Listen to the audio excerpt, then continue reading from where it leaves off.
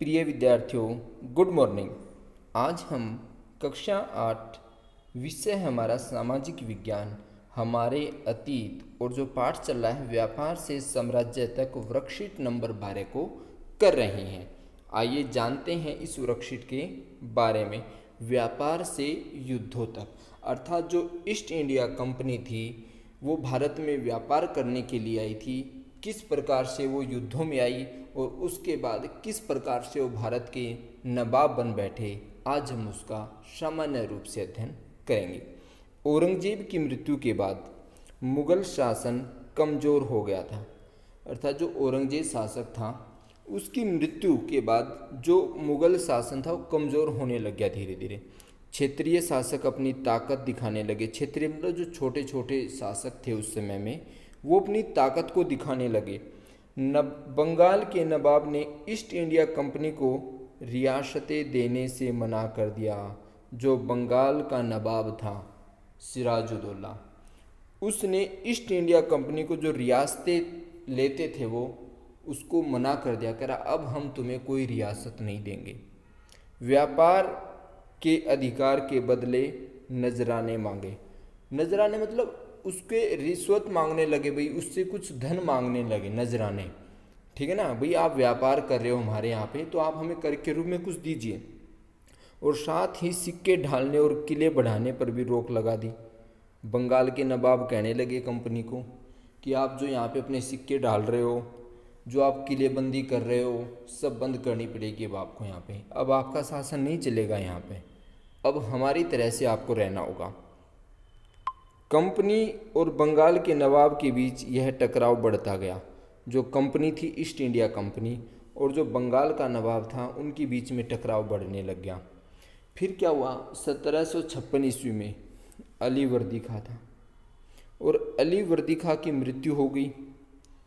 तो अली वर्दी खां ने अपना जो उत्तराधिकारी था वो सिराजुद्दौला को घोषित कर रखा था।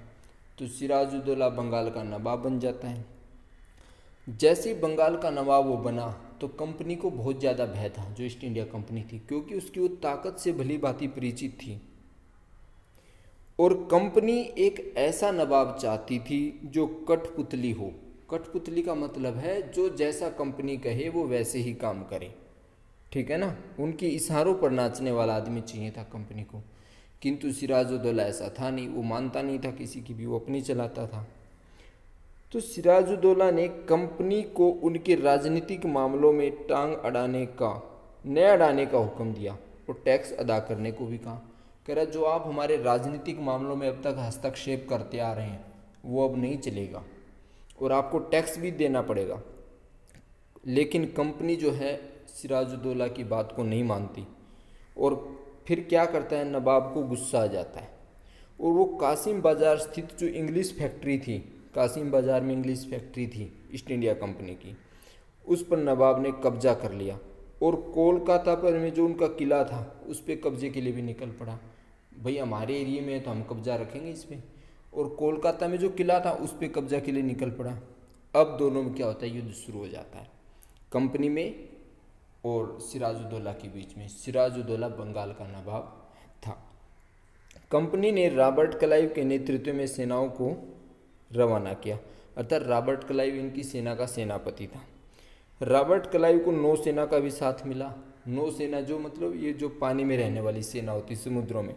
इस तरह कंपनी और सिराजुद्दौला के बीच 1757 में क्या हुआ, प्लासी का युद्ध हुआ। और इसका नाम प्लासी क्यों पड़ा, क्योंकि यहाँ पर जो है पलास के फूलों की अधिकता थी।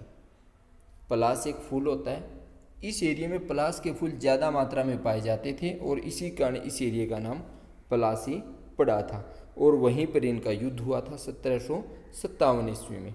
प्लासी के मैदान में क्लाइव ने सिराजुद्दौला को हरा दिया। जो रॉबर्ट क्लाइव था उसने सिराजुद्दौला को हरा दिया और उसका एक प्रमुख कारण उसका सेनापति था मीर जाफ़र। उसने क्या किया, जैसे युद्ध शुरू हुआ, मीर जाफ़र को पहले से ही बात कर रखी थी, उसको अपनी तरफ मिला रखा था। युद्ध शुरू हुआ तो मीर जाफ़र एक तरफ जाके खड़ा हो जाता है, युद्ध नहीं लड़ता। अब भाई इसका हेड यही था सेना का, अब जो सेनापति नहीं देगा, सेना लड़ेगी कैसे? किंतु फिर भी इसने हिम्मत से उनका सामना किया और मगर हार गया। अब जो है सिराजुद्दौला को मार दिया गया और मीर जाफ़र नवाब बना दिया। भाई वो जीत गया, भाई उसने साथ दिया, उसी के कारण लड़ाई जीते तो उसको नवाब बना देते हैं वहाँ का। इसके बाद कंपनी ने मीर जाफ़र को हटाकर मीर कासिम को नवाब बनाया। अब क्या वो भी थोड़ी आनाकानी करने लग गया, तो कुछ समय के बाद उसको हटा करके मीर कासिम को अपना नवाब बना दिया वहाँ का। लेकिन जल्दी ही कंपनी उससे भी असंतुष्ट हो गई। 1764 में फिर युद्ध हुआ, जिसे बक्सर का युद्ध कहते हैं। ये बक्सर नामक जगह पे हुआ था। अंग्रेजों ने युद्ध के बाद पुनः मीर जाफ़र को फिर नवाब बना देते हैं। अंग्रेज फिर उसको नवाब बना देते हैं कि भाई मीर जाफ़र ही ठीक था, इसी को बना देते हैं।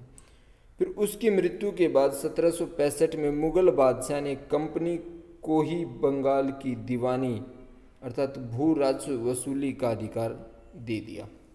अर्थात जो मुग़ल बादशाह था 1765 में, उसने क्या कंपनी को ही अधिकार दे दिया कि भाई आप ही मालिक हो यहाँ के। और भू राज दीवानी का मतलब होता है कि वहाँ पे जो राजस्व वसूली का अधिकार था वो कंपनी को दे दिया। पहले राजा लोग करते थे मगर वो कंपनी को दे दिया। जब भाई राजस्व वसूली का अधिकार मिल जाएगा तो मालिक वही होगी। और इस तरह कंपनी जो है खुद नवाब बन बैठी। तो इस तरह कंपनी जो है यहाँ पे आई थी व्यापार करने और यहाँ की नवाब बन बैठी। तो प्यारे बच्चों, अब हम इसके अभ्यास को करते हैं। पलासी का नाम किस तरह पड़ा? तो प्यारे बच्चों, जैसे आपने पढ़ा कि उस एरिया में पलास के फूलों की अधिकता थी, इसलिए उसका नाम पलासी पड़ा। बंगाल के नवाबों और ईस्ट इंडिया कंपनी के बीच किन किन बातों पर विवाद था, या फिर पलासी के युद्ध के क्या कारण थे? एक ही बात है दोनों में, ठीक है ना। सिराजुद्दौला की हार का मुख्य कारण उसका सेनापति था। दीवानी से आप क्या समझते हैं? भू राजस्व की वसूली का अधिकार कंपनी को जो मिला उसी को हम दीवानी, मतलब भू राजस्व की वसूली करने का अधिकार मिलना ही दीवानी कहलाता है। तो प्यारे बच्चों, ये आपकी वर्कशीट है हल की हुई। पलासी का नाम किस तरह से पड़ा? तो उस क्षेत्र में पलास के फूलों की अधिकता थी, इसलिए इसका नाम पलासी पड़ा। पलासी के युद्ध के क्या कारण थे, या बंगाल का जो नवाब था और कंपनी थी उनके बीच में टकराव के क्या कारण थे? एक ही बात है। बंगाल के नवाब ने ईस्ट इंडिया कंपनी को क्या कर दिया था? रियायतें देने से मना कर दिया था। मतलब कोई छूट नहीं देंगे भाई, आपको सब वसूली की जाएगी। बंगाल के नवाबों ने व्यापार के अधिकार के बदले नजराने मांगने लगे, धन मांगने लगे। भाई आप व्यापार कर रहे हो तो कुछ देना पड़ेगा हमारी प्रजा राज्य के लिए। सिक्के डालने और किलेबंदी बढ़ाने से भी रोक दिया। अच्छा, कंपनी को राजनीतिक मामलों में टांग अड़ाने से का हुक्म दे दिया। टैक्स अदा करने को कह दिया। और नवाब ने जो उनकी कासिम बाज़ार में स्थित इंग्लिश फैक्ट्री थी उस पर भी कब्जा कर लिया। और उन पर किले पे जब कब्जा करने जा रहा था तो उस समय आपस में टकराव हो गया और लड़ाई शुरू हो गई। प्रश्न नंबर 3, सिराजुद्दौला की हार का मुख्य कारण क्या था? तो प्यारे बच्चों, सिराजुद्दौला की हार का मुख्य कारण उसका सेनापति मीर जाफ़र था, जो युद्ध के समय अंग्रेजों से जाकर मिल गया था। दीवानी से आप क्या समझते हैं? किसी क्षेत्र में कंपनी को भू राजस्व वसूली करने का अधिकार मिलना ही दीवानी कहलाता है। जैसे कंपनी को मिल गई थी बंगाल की दीवानी, किसके द्वारा? मुग़ल बादशाह के द्वारा। तो प्यारे बच्चों, आशा करता हूँ आप इस वर्कशीट को समझ गए होंगे।